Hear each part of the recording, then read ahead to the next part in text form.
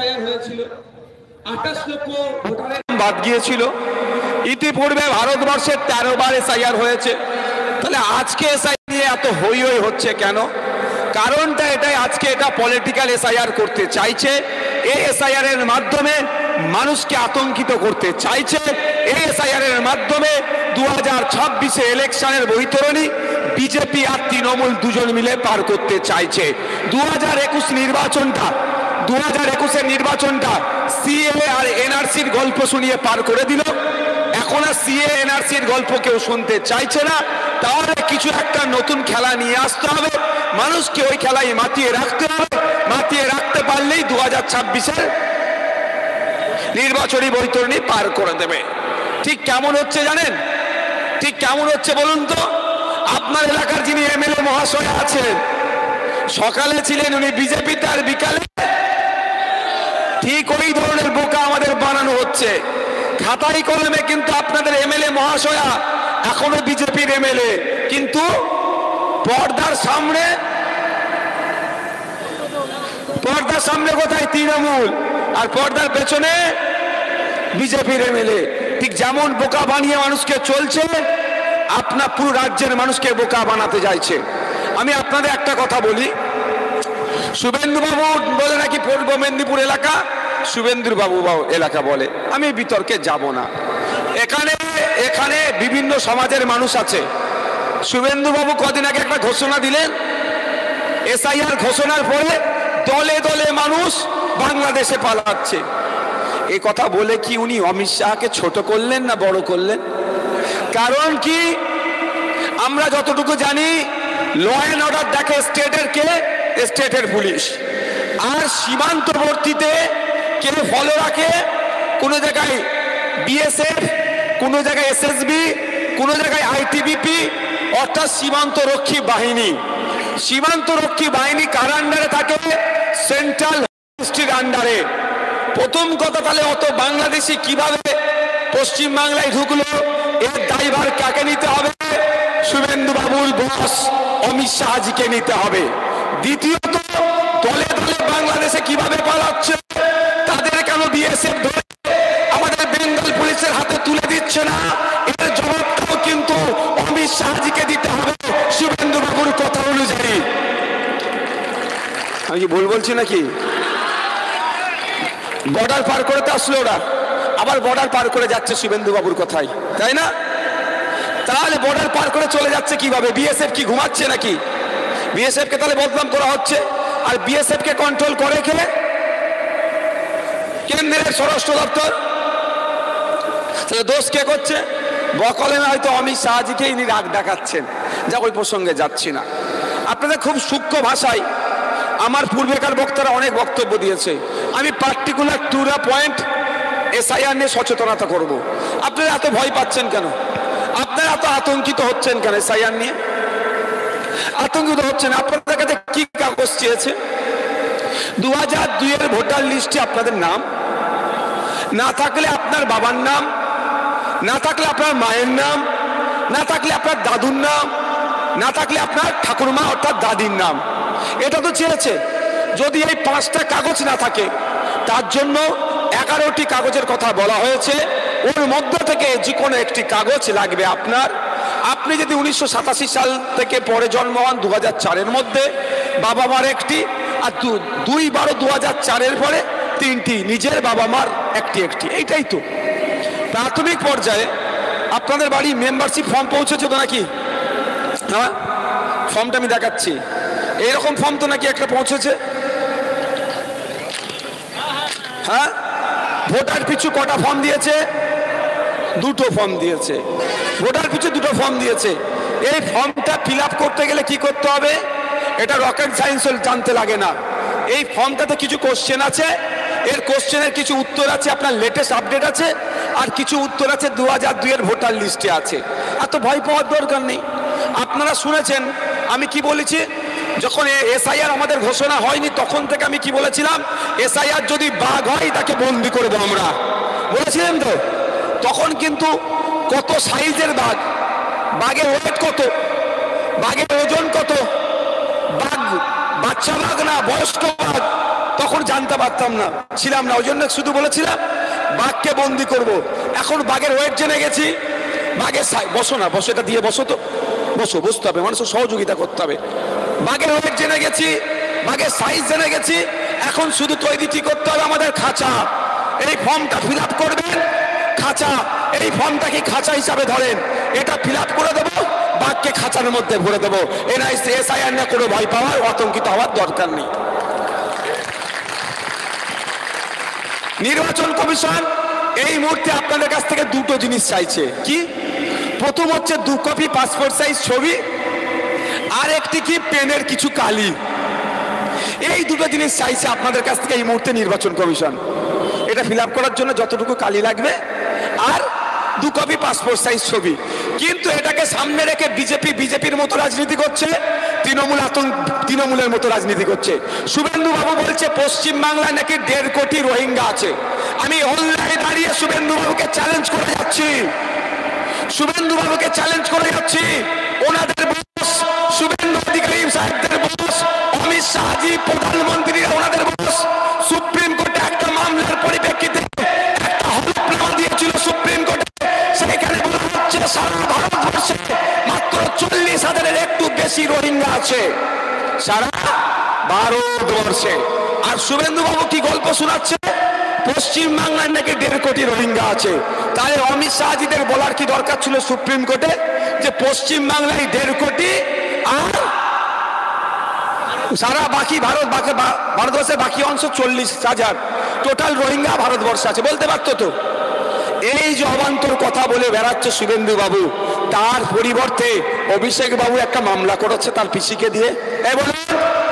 ওই জন্যই রাগ হয়ে যায় আমার প্রতি। আমি পয়েন্টে পয়েন্টে কথা বলি, এটা জয়েন্টে ব্যথা করে। আমি কি করতে পারি? আমার একটা কথা, আমার 4 বছরের রাজনৈতিক জীবনে একটা কথা যদি কেউ ভুল প্রমাণ করতে পারে, আমি কথা দিয়ে গেলাম আমি পলিটিক্সটাই ছেড়ে দেব। আমি একবারের জন্য 2 তারিখের পরিবর্তে 4 তারিখ বলেছিলাম, সেটাও আমি পরবর্তীতে আমার ফেসবুকে আমার অ্যাডমিনদেরকে দিয়ে পোস্ট করেছিলাম যে অমুক জায়গায় গিয়ে 2 তারিখের জায়গায় 4 তারিখ বলে ফেলেছি, এটা অনিচ্ছাকৃতভাবে ভুল করেছি, ওটা 4 তারিখ হবে। এই পলিটিক্সটা করতে আমি এসেছি, মিথ্যার আশ্রয় নিয়ে নয়। সত্যি কথা বলতে মানুষ চাইলে ভোট দেবে, না চাইলে ভোট দেবে না, কিন্তু মানুষকে আতঙ্কিত, মানুষকে মিথ্যাচার, মানুষকে মানুষকে উত্তেজিত, এই কাজ আমি এই রাজনীতির মঞ্চ থেকে করি না আর করব না। প্রশ্ন, শুভেন্দু বাবু বলছেন 1.5 কোটি রোহিঙ্গা আছে, মিথ্যা কথা বলছো তো? আমি দায়িত্ব নিয়ে বলছি শুভেন্দু বাবু অসত্য কথা বলছে। পশ্চিম বাংলার বৈধ ভোটারদের কপালে তাহলে রোহিঙ্গা লিখে দিচ্ছে কে? যখন শুভেন্দু বাবু পশ্চিম বাংলার বৈধ ভোটারের কপালে রোহিঙ্গা লিখে দিচ্ছে, শুভেন্দু বাবুকে ধরে তো জেলের মধ্যে রাখা দরকার ছিল। অভিষেক ব্যানার্জি অনেক গল্প শোনায় শুভেন্দু বাবুর বিরুদ্ধে, মমতা ব্যানার্জি অনেক কথা বলে শুভেন্দু বাবুর বিরুদ্ধে। আমি এই জায়গায় একটা কথা বলে যাচ্ছি, পর্দার আড়ালে দোস্তি আর পর্দার সামনে কুস্তি দেখায়, ওদের মধ্যে রাজনৈতিক বোঝাপড়া চরম ভাবে আছে। আর বলি আমরা হচ্ছি হিন্দু ভাই করলো শুভেন্দু বাবু। ওনার শুনেছি নাকি পেট্রোল পাম্প আছে, আমি কোনোদিন চোখে দেখিনি। আমার শুধু এতটুকু ওনার কাছে অনুরোধ, তাহলে পেট্রোল পাম্পের সামনে লিখে দিন হিন্দু ভাই মুসলমানের জন্য তেল বিক্রি নাই, পারবে? তখন ব্যবসাটা ভালো বুঝবে। আর ভোটের দরকার হিন্দু ভাই। চলো ভালো কথা। যে ডক্টরটিকে, মহিলাটিকে হসপিটালে আর্জি করে খুন করে ধর্ষণ করিয়ে দিল, ওটা কে ছিল? আমি কি ধর্ম দিকে প্রতিবাদ করি না। পশ্চিম বাংলায় সব থেকে বেশি যদি আমার বোনটা, কারো দিদি, আমার বাড়ির মেয়ে তিলোত্তমার জন্য সব থেকে বেশি যদি প্রতিবাদ মিছিল যদি সংগঠিত করে থাকে, তার স্মরণে রক্তদান শিবির যদি করে থাকে, সেটা একমাত্র আইএসএফ, অন্য কোনো পার্টি আমার এই তিলোত্তমা বোনের জন্য কেউ করেনি। আমরা কিন্তু ধর্ম দিকে প্রতিবাদ করি না, অন্যায়ের বিরুদ্ধে কথা বলি। কিন্তু যারা হিন্দু ভাই গল্প শোনাচ্ছে, তাদের কাছে প্রশ্ন, কেন এখনো তিলোত্তমা বিচার পেল না? এদিকে সিবিআই বলছে, কি বলছে একটু শুনে রাখুন, এ কথা একটু শুনবেন নাকি? প্রসঙ্গ এসে গেল বলে বলছি, নাহলে এসআইআর নিয়ে বুঝাবো। একদম তৈরি করে নিয়ে এসছি ওষুধ, একদম ওষুধ তৈরি করে নিয়ে এসছি বাবু, দেখেছো? এটা হচ্ছে এসআইআর ওষুধ, বাক্যে বন্দি করে দেবে এর মধ্যে দিয়ে, ঠিক আছে? খাঁচা আছে এর মধ্যে। যাক, সিবিআই বলছে ওই যেই দিনকে তিলোত্তমাকে খুন করা হচ্ছিল সেই দিন ওই করিডোরে 54 থেকে 55 জন যাতায়াত করেছে, কিন্তু চিনতে পারছে না। হতে পারে দিল্লির সিবিআই আপনার পাড়ার লোককে নাও চিনতে পারে। তাহলে চিনার মাধ্যমটা কি? সিবিআই তাদের ওয়েবসাইটে, তাদের সোশ্যাল মিডিয়ার পেজে ওই লোকগুলোর ছবি পোস্ট করে দিতে পারতো, মার্কিং করে, যে এই 54-55 জনকে কারা কারা খুঁজে পাও দেখো। মিডিয়ার মাধ্যমে দিয়ে প্রচার করতে পারতো তো, যে এরা এরা কারা কারা দেখো তো, এদের নাম ঠিকানা যদি আপনারা জানেন তাহলে আপনারা আমাদেরকে সিবিআই অফিসারকে জানান, বলতে পারতো তো। তাহলে আমার পাড়ার যদি কোনো কুলাঙ্গার, আমার পাড়ার যদি কোনো খুনি, আমার পাড়ার যদি ওইখানে 54 জনের মধ্যে কেউ থেকে থাকতো, তাহলে আমি কি করতাম? গোপনেই সিবিআই এর দেওয়া নম্বরে আমি পৌঁছে দিতাম, অমুকের নাম অমুক, এই লোকটির নাম অমুক, এর বাড়ি এখানে। তাহলে সিবিআই খুঁজে পেত তো। তারপরেও বলছি, যেদিন কি আমাদের তিলোত্তমা, আমার বাড়ির মেয়ে, আমার বাড়ির মেয়ে আলাদা নাকি? আলাদা নয় নাকি? আমার বাড়ির মেয়ে আমি মনে করি, তার ধর্মীয় পরিচয় কি আমার দেখার দরকার নেই, কিন্তু যারা হিন্দু হিন্দু ভাই ভাই করে তাদেরকে আমি জানতে চাইছি তিলোত্তমার ধর্মীয় পরিচয়টা কি। তোমার সাথে সেন্ট্রাল গভর্নমেন্ট, তোমার হাতে সিবিআই থাকার পরও তিলোত্তমার বা এখনো বিচার পেল না কেন? এই প্রশ্নটা আমায় করতে হবে।